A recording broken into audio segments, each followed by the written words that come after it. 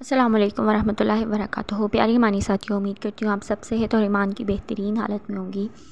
अच्छा तो sisters, welcome to our calligraphy class. आज की क्लास में हम कैलीग्राफी की बेसिक चीज़ें देखेंगे। ठीक है, तो सबसे पहले हम जो बेसिक कैलीग्राफी की हिस्ट्री है उसको थोड़ा सा देख लेते हैं, उसको रिवाइज़ कर लेते हैं।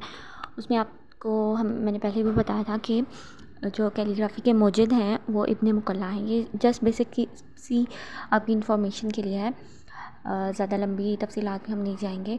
इब्न मुकल्ला जो हैं वो तकरीबन 310 हिजरी में उन्होंने कैलीग्राफी के जो 6 रस्मुल ख़त हैं वो ईजाद किए थे, जिनमें हैं सबसे पहले ख़त नस्ख़, ख़त सुलुस, ख़त दीवानी, ख़त रीका और ख़त मग़रबी और मग़रबी कोफ़ी। अच्छा, तो बहरहाल ख़त नस्ख़ और ख़त सुलुस सबसे ज़्यादा पढ़ा और लिखा और सीखा जाता है।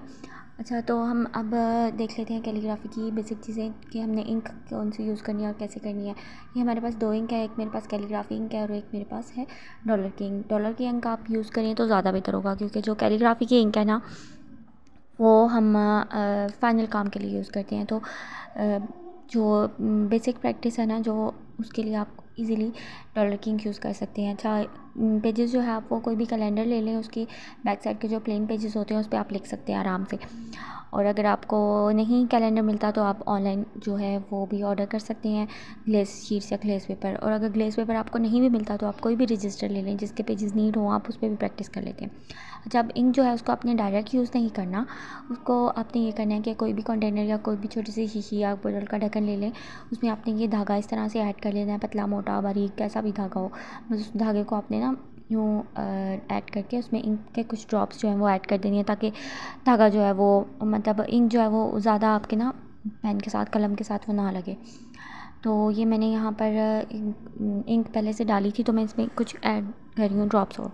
अच्छा, अब हम इससे लिख के देखते हैं, देखिएगा कि कलम की जो लिखाई है वो बिल्कुल नीट आएगी। अगर आप इस तरह लिखेंगे ना बग़ैर धागा डाले तो आपका जो कलम है वो बहुत ज़्यादा तर होगा इंक से, और वो आपके जो पेजेस हैं वो इंक को ज़्यादा अब्जॉर्ब कर लेंगे और इंक जो है वो फैल जाती है इस तरह। जो ग्लेस पेपर है वो इसलिए यूज़ किया जाता है क्योंकि उस पर इंक फैलती नहीं है। अब ये देख लिए, जो जो कलम है उसकी जो निब होती है ना, जो तिरछी साइड, उसको हम कहते हैं कत। ठीक है, और अरबी कैलीग्राफी में हम जो कत होते हैं ना उसको नुकात से नापते हैं। अच्छा, तो अब हम जो पेंसिल हमने बनाई थी, कलम पेंसिल कलम, उससे हम लिख के देखते हैं, उससे भी बहुत खूबसूरत और प्यारा लिखा जाता है। उसकी मोटाई भी आप अपनी मर्ज़ी से रख सकते हैं जब पेंसिल को हम तराश रहे होते हैं। तो ये मैंने बारीक थोड़ी सी रखी थी, तो ये से बहुत छोटी बारीक सी हमारे पास कलम बन गई है, इससे भी बहुत अच्छी लिखाई आ रही है। और ये मैंने आइसक्रीम स्टिक से एक कलम बनाई थी, ये थोड़ी बड़ी कलम बनी है। इसको हम लिख के देखते हैं, ये देखिए, ये भी बहुत प्यारा और नफीस लिखा जा रहा है इससे भी, अल्हम्दुलिल्लाह। अच्छा, अब यह है कि हमने आज करना ये है कि हमने नुकात की ही प्रैक्टिस करनी है। ठीक है, तो अभी यह है कि मेरे पास जितने भी कलम अवेलेबल थे मैंने उसे आपको लिख के दिखा दिया। ये एक और भी पेंसिल मेरे पास थी, इसे भी मैंने कलम बनाई थी। इसकी यह है कि जो लेड थी ना वो नहीं निकल पाई।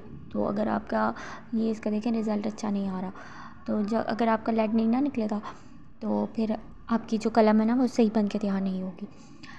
तो इसलिए जो पेंसिल की जो लेड होती है ना उसको निकाल देती हैं। अब ये एक कलम भी है मेरे पास, पेन कलम है, इससे बहुत खूबसूरत राइटिंग आती है। और इसमें यह है कि आप कन्वीनियंट होता है ना, इसमें आपको बार बार इंक में डिप नहीं करना पड़ता, इंक आप इसमें भर लेते हैं। तो ये बहुत छोटे साइज़ की है इसकी निब, और इसे बहुत बारीक प्यारा नफीस लिखा जाता है। आज आपने करना यह है कि आपने वर्टिकल और हॉरिजॉन्टल जो है ना डॉट्स की प्रैक्टिस करनी है, ताकि आपके अच्छे से जो है कलम की प्रैक्टिस हो जाए, आपका हाथ जो है कलम पे बैठ जाए। ये देखिए, मैं बड़े कलम से लिख के दिखाती हूँ, इसे सही नज़र आ रहा है कि आपने इस तरह जोड़ जोड़ के बिल्कुल नुकात की प्रैक्टिस करनी है पूरे पेज पे, ऊपर नीचे सारी लाइन पे। या तो आप एक लाइन ड्रॉ कर लें और लाइन के ऊपर इस तरह से नुकात लगाते जाएं, इससे यह कि आपका हाथ जो है वो खुल जाएगा कलम पे। और आपको कलम जो है वो 45 डिग्री के एंगल पे रखनी है। ठीक है, जो हमारा 90 का एंगल होता है उसके बिल्कुल सेंटर में जो है वो हमारा होता है 45 डिग्री का एंगल। तो 45 डिग्री के एंगल पे आप अपना कलम को रखेंगे और इस तरह से नीचे की तरफ ज़रा सा खींचेंगे कि एक नुक्ता बन जाए। और इस तरह नुकात की हम आज प्रैक्टिस करेंगे बार बार, ताकि हमारा हाथ जो है वो खुल जाए। और ये प्रैक्टिस बिगनर्स के लिए होती है। अगर आप कैलीग्राफी की प्रैक्टिस पहले कर चुके हैं तो फिर आपको ये है कि आप अपने पेजेस रेडी कर लें। ठीक है, आज हम पेजेस रेडी करने का भी देखेंगे कि आपने पेज किस तरह रेडी करना है। जो कैलीग्राफी का आप पेज रेडी करेंगे ना, उसके साइड पे आपने 7 नुकात लगा लेने हैं। फिर आपने पहले नुक्ते की सीध में एक लाइन खींच लेनी है। कोशिश कीजिए कि लाइन जो है वो आप डिफरेंट कलर के मार्कर से लगाएं या पेन से। और फिर तीसरे नुक्ते के फासले पर एक लाइन खींचनी है, फिर 2 नुकात के फासले पर और फिर एंड पे। ठीक है, ये हमारे 7 नुकात हैं। बिल्कुल इस तरह जिस तरह इंग्लिश की लाइन की 4 लाइन्स होती है ना, ये बिल्कुल उस तरह बन जाता है। लेकिन बस ये है कि जो पहला नुक्ता है उसके जो पहला फासला होता है ना, वो 3 नुकात होते हैं। अब इसमें कुछ हरूफ हैं जो ऊपर के 5 नुकात के बराबर होते हैं, जैसे अलिफ। कुछ नीचे के 4 नुकात के बराबर होते हैं, जैसे नून, सीन, काफ, स्वाद। और कुछ हरूफ होते हैं जो दरमियान के 3 या 2.5 नुकात के बराबर होते हैं, जैसे बा, ता, फा, या।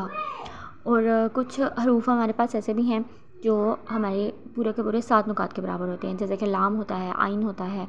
ठीक है, और इसमें कुछ हरूफ ऐसे भी हैं जो हमारे ऊपर नीचे हो जाते हैं ना। तो अच्छा, अब बस बताने का मकसद ये था कि लाइंस लगाने का हमारा मकसद जो है वो यही है। अच्छा, अब हम ये देख लेते हैं कि हमने आज काम क्या करना है। अच्छा, ये तो मैं पहले भी बता चुकी हूँ कि आपने नुकात की ही प्रैक्टिस करनी है, सही। तो बहरहाल ये ऑडियो मैं दोबारा रिकॉर्ड कर रही हूँ, क्योंकि पहले जो मैंने ऑडियो रिकॉर्ड की थी ना, उसकी वॉइस बहुत स्लो थी। तो मैं उम्मीद करती हूँ कि अब वॉइस अच्छी होगी। तो बहरहाल ये थी आज की हमारी कैलीग्राफी की क्लास, और आपने कोशिश करनी है कि आज की प्रैक्टिस करनी है और फीडबैक देना है। जज़ाकल्लाहु खैर।